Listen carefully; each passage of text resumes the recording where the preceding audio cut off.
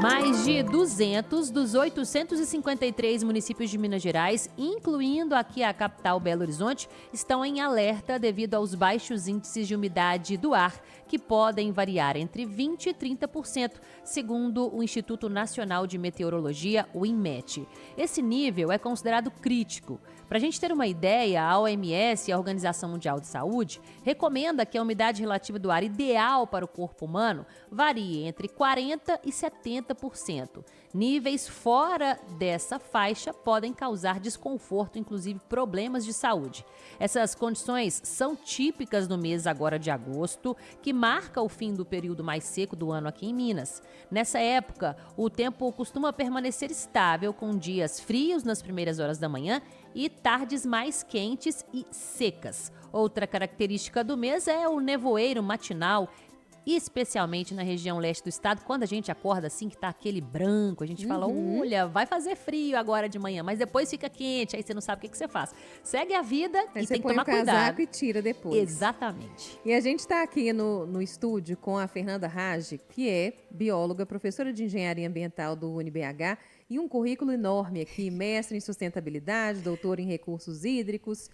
A gente vai falar exatamente sobre isso que a Mayara trouxe agora. Período mais seco do ano chegando, crescendo a preocupação com os efeitos da baixa umidade. A gente já vem sentindo, a gente que trabalha com a voz aqui, é o tempo inteiro hidratando, tentando, né, driblar aí essa baixa umidade. E Minas tem agora uma legislação específica para lidar com esse problema. Essa lei 25.417 foi recém-sancionada, obriga o Estado a adotar medidas de prevenção e conscientização nos ambientes escolares e de saúde, com foco especial nas populações mais vulneráveis. Seja bem-vinda, Fernanda. Obrigada, gente, pelo convite e boa tarde para todo mundo que está nos escutando agora. A gente vai conversar com a Fernanda, gente, sobre os impactos ambientais e de saúde causados pelo ar seco. Quais são os principais efeitos no meio ambiente e na saúde humana quando a gente chega aí numa umidade, igual tivemos semana passada, de 25%? Olha só, a gente tem uma área do SUS hoje que chama Saúde Integral. E ela cuida exatamente disso, da relação do ser humano com o meio ambiente. Então, se acontece alguma coisa no ambiente, acontece com a gente, porque todos estamos envolvidos numa mesma atmosfera, né? E nessa época do ano especificamente, do ano passado para cá, de 24 para 25, a gente teve a umidade relativa do ar em 20%. O que é a umidade relativa do ar? É a quantidade de vapor que tem na atmosfera, de umidade mesmo nessa época de seca. Para a gente, o ideal é ter ali entre 50% da atmosfera com material particulado, ar, oxigênio, enfim, e 50% de água. Mas, por conta, às vezes, de mudança climática extrema, igual a gente teve no ano passado, a gente teve uma frente fria muito seca que atingiu o nosso estado, e por conta também das montanhas, dos mares de morro, às vezes a vegetação que teve um aumento muito grande de queimada, a gente passou por um período complicado em agosto, um número um pouco maior de desmatamentos também em relação às áreas degradadas, à recuperação. Então, isso tudo interfere. Mas o principal problema que a gente vai ter é que, com essa umidade relativa do ar muito reduzida, a gente acaba tendo um problema de colapso na saúde pública, nos nossos postos de saúde. Crianças, idosos. E, por mais que a gente converse sobre isso, muitas pessoas acham que é bobeira, que não adianta nada. Ah, mas eu não tenho dinheiro para comprar um umidificador. A bacia de água no quarto ajuda muito. O copo do lado da cama não vai ser só para beber. É um para beber e um para ajudar na umidade. Então, a gente tem, sim, altos índices respiratórios, de problemas de mucosa, ressecada. Mucosa, gente, é nariz, boca. Então, ressecar demais, sangramento. E, às vezes, o pessoal fala assim, mas eu estou embaixo do ar-condicionado. O ar-condicionado ele também é seco. Ele não é úmido, ele piora a situação. Então, são vários problemas, mas os principais que a gente tem em Minas, que foram os principais responsáveis por isso, e Minas realmente está em alerta, desde 2020 que a gente está em alerta, o primeiro deles, nível de fogo e queimada de vegetação. Tem muita gente que acha que, não, eu estou pegando lixo aqui, vou colocar só aqui no fundo, não vai espalhar, não. Ou, não, isso aqui é só capim, não vai adiantar nada. Quando eu tenho o solo vazio, desnudo, peladinho, sem planta nenhuma, a gente tem um excesso de gás carbônico ali, de monóxido de carbono, que a gente chama de CO2. E ele é um dos motivos de ter ali um problema maior do ar seco. porque ele concentra muito. A gente precisa de oxigênio para queimar, mas a gente precisa do gás carbônico circulando. E se ele fica ali na nossa atmosfera, a gente tem um efeito de ar seco, de ar pesado, de dor de cabeça, cansaço. E quando a gente tem as plantas ali, independente se é um capim invasor, qualquer coisa do tipo, essas plantas absorvem esse gás carbônico para elas crescerem, porque elas usam isso na fotossíntese. Então, qualquer tiririca que der, qualquer plantinha que tiver, ela ajuda a manter ali esse gás carbônico preso para não ir para a atmosfera e ficar muito concentrado mais de gás carbônico que de água, porque ele toma o lugar da água na atmosfera. Fernanda, você deu algumas orientações aí no meio da sua fala em relação a colocar a famosa bacia com água e tudo mais. Essa lei que a Flávia falou logo no início, ela prevê algumas orientações em escolas e unidades de saúde. Para você, como que essa conscientização pode fazer diferença na prática? Essas medidas vão desde isso que você falou, imagino, numa região em que a prefeitura não tem tanto dinheiro para investir, por exemplo, no ar-condicionado em todas as salas de aula. Essas orientações também se adequam a essa realidade de cada município? Com certeza. A maioria das escolas a gente não tem em margem de rio, por segurança. Então, quando você tem algum empreendimento, ou alguma escola, alguma instituição de saúde próxima de um curso d'água, já ajuda muito. Hoje a gente já tem, inclusive em hospitais, essa prática dentro da arquitetura, que é trazer esses ambientes com água ali dentro dos postos de saúde. Mas na escola em si, eu acho, né, na minha opinião, eu acredito que seja uma ação extremamente importante. Hoje a gente tem uma facilidade muito grande de mobilizar e sensibilizar a criança. E criança ela acaba fazendo com que os adultos creiam mais nessas ações. Então, a gente acaba se sensibilizando mais e a conscientização é a mudança de comportamento. Então, se a criança ou adolescente já tem essa visão, eles acabam levando isso para casa e sendo agentes multiplicadores. Agora, precisou de ter uma lei, gente, para isso? Né? O tanto que educador já fala, que as crianças também já têm um certo nível de conhecimento. A gente tem as redes sociais hoje que falam muito disso, mas precisou de uma lei para a gente poder entender que Minas vai chegar num colapso e a gente está realmente num momento muito complicado do ano passado para cá. Você estava falando, na sua primeira resposta, eu fiquei aqui pensando, enquanto você falava, que a gente tem mesmo essa dificuldade de entender a multidisciplinaridade das coisas. Então, você falou com a gente. Qual que é o impacto principal? Saúde pública. Aí, quando você fala com alguém que a umidade baixa do ar vai trazer um impacto na saúde pública, que isso? Mas...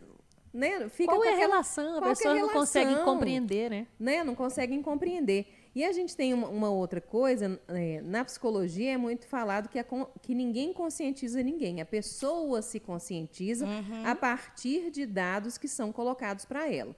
Então, se a gente não tem uma divulgação constante de políticas públicas que vão mostrar, olha, isso aqui acontece por causa disso. A gente tem exemplo maravilhoso. Eu sempre dou o exemplo do cigarro, das propagandas, daquelas imagens horrorosas que tem nos maços de cigarro. E isso realmente fez com que diminuísse a quantidade, né, de pessoas fumando. Por que a gente não pode ter esse tipo de coisa? Falta o quê, Fernanda? Falta exatamente isso que a gente conversou. Dentro dessa parte de educação ambiental, que muitas pessoas também menosprezam, acreditam, não, é coisa de escolinha, e não é. Porque nós, adultos, que temos mais dificuldade. A gente tem 3 palavras mágicas, que foi exatamente o que você disse agora. Mobilização, que é juntar a população em torno de um assunto. Sensibilizar. Eu jogo para você o que está acontecendo. Se você muda o seu comportamento, você cria a sua consciência. Eu não conscientizo ninguém. Eu me conscientizo, a minha mudança de comportamento.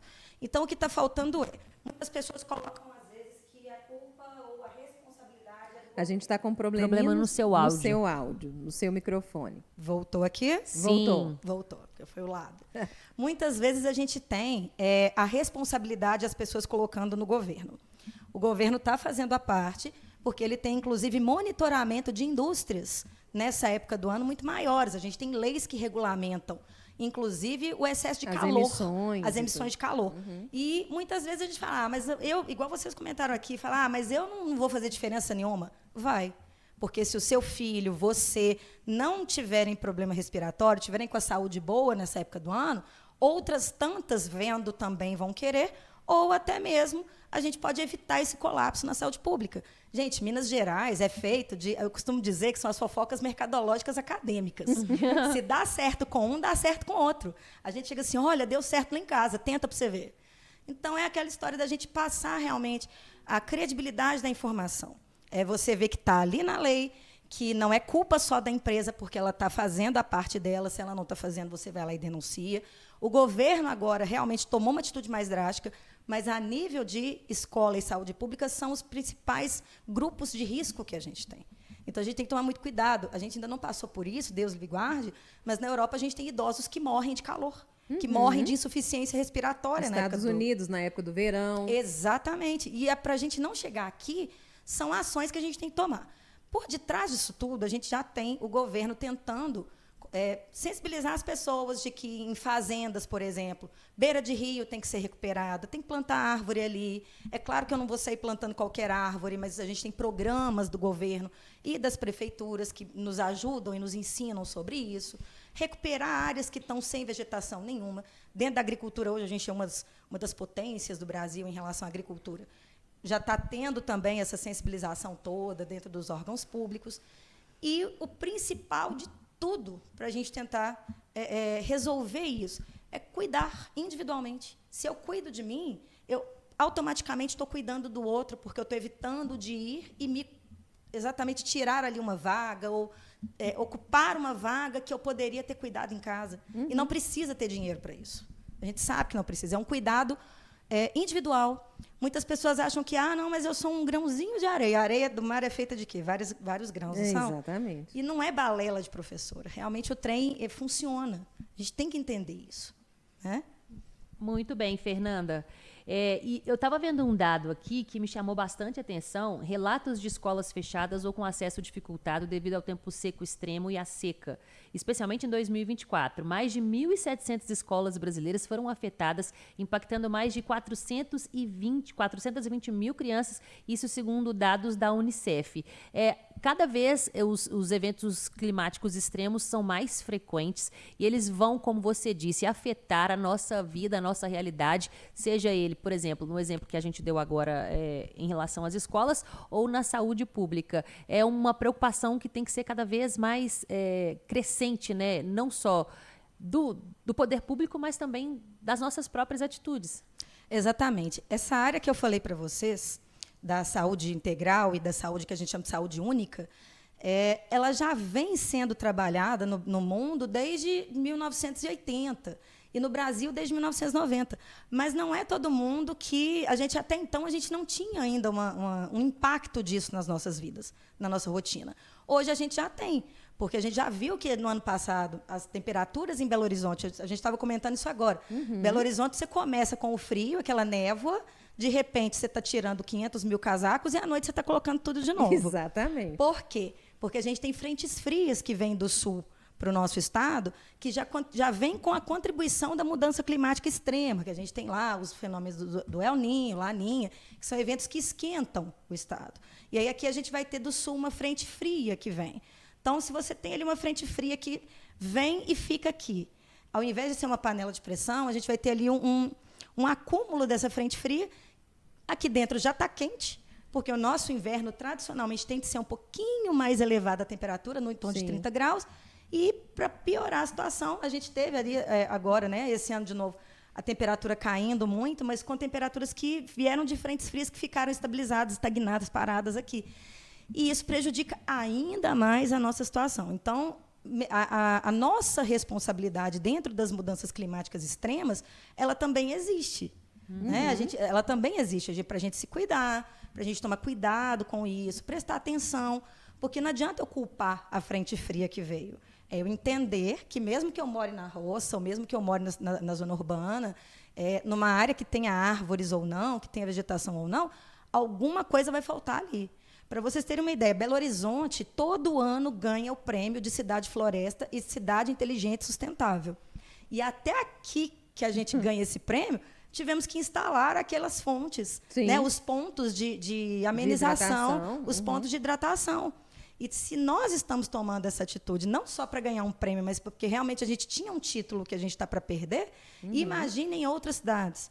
E pessoal de interior, não é só a capital que tem isso, não. Não é porque você mora numa área que é preservada que vai passar por isso. Tem muitas plantas que não conseguem manter o ciclo da água presente nessa época do ano, porque a água realmente diminui muito.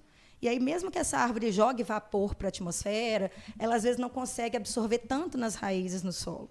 Então, diminui muito também. Então, se eu falar, mas eu tenho uma árvore aqui na minha porta, já ajuda. Ajuda, mas você também tem que fazer a sua parte.